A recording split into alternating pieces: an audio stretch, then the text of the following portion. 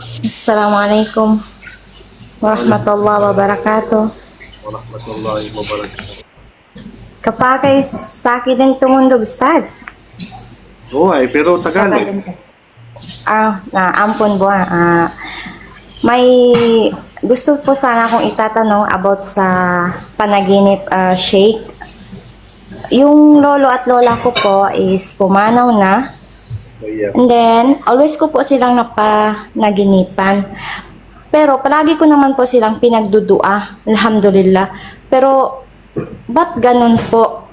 Sabi ng iba is magkanduli. May pinapahiwatig daw, kuno. Pero, ang sa akin lang is, binabaliwala ko lang. Pero until palagi ko pa rin sila pinapanaginipan. Minto ba study kuanan, kumbaga. Okay. Parents mo? Parents? Tuwa ko. Lola at lola ko po. Lola. Yeah, dalawa po sila. Okay. Doon po kasi ako Ngayon, lumaki sa kanila. Gusto kong bigyan kayo ng pangkalahatan na kasagutan tungkol sa panaginip. Para at Opo, least, opo. kahit dumating sa inyo, anumang panaginip, alam niyo po yung gagawin. Unang-una, ang panaginip po, wala pong meaning yan. Ang panaginip, pangkalahatan, hahayaan mo na yan. Pero, mayroon pong tatlong uri ito. Tatlong uri. Opo. Unang uri, tinatawag na hadithun nafs. Unang panaginip, yung nakita mo sa gising ka, hanggang sa pagtulog mo, nakita mo hadithun nafs yun. Pabayaan mo na yun. Okay.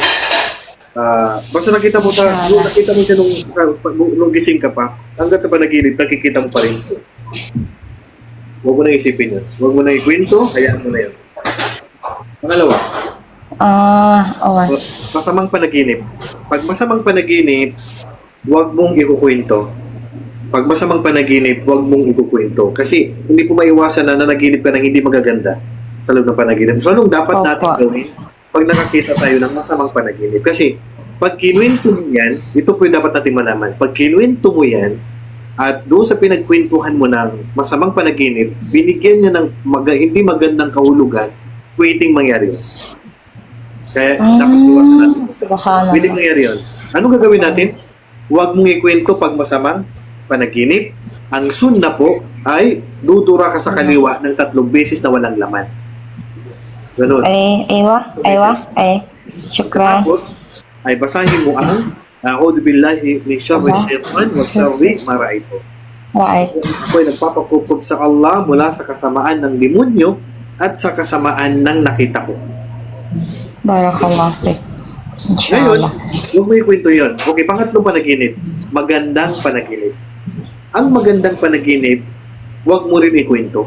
Kasi baka mamaya, doon sa pinagkwentuhan mo, baka pangit ang ibigay ng meaning. Pero kung magandang panaginip, ikwento niyo po ito sa taong mapagkakatiwalaan mo na bibigyan niya ng magandang meaning yung panaginip mo kasi pwedeng magkatotoo yun.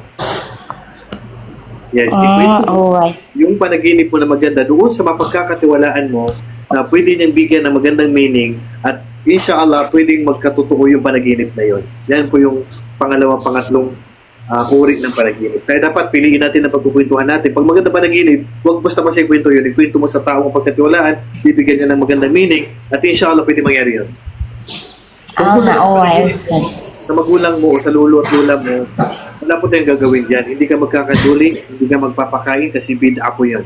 Ang gagawin niyo po ay isama na lang po sila sa dua o panalangin mo kung sila ay Muslim, naway patawarin ng Allah ang kanilang mga kasalanan at papasukin naman sila ng Allah sa paraiso.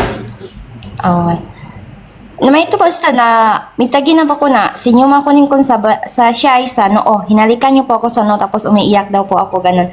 Tapos, sa tuwing nalulungkot kasi wala akong mapagsandalan nung buhay pa siya yung palaging, kumbaga, close ko, ganun. Sobra gid so limo So, isama mo na lang siya sa panalangin. Yan lang ang pinakamalaking tulong natin sa mga tao. Kumano na is dua po. Allah yaham. Syukran, Ustad. Barakallahu fiik. Syukran sa kanang